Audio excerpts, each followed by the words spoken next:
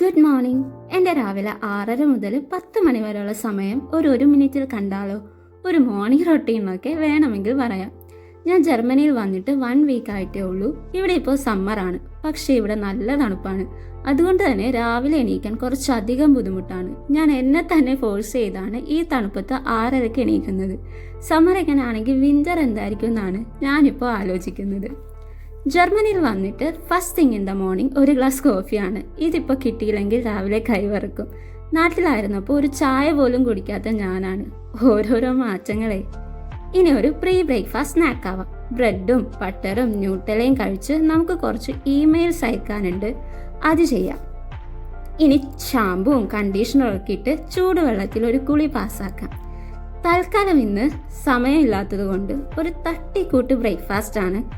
ഓട്സും പഴവും ആപ്പിളും കിവിയും കുറച്ച് നട്ട്സും നല്ല പോലെ മിക്സ് ചെയ്ത് നമുക്ക് ബ്രേക്ക്ഫാസ്റ്റും കഴിച്ച് ഇന്നത്തെ പണി തുടങ്ങാം.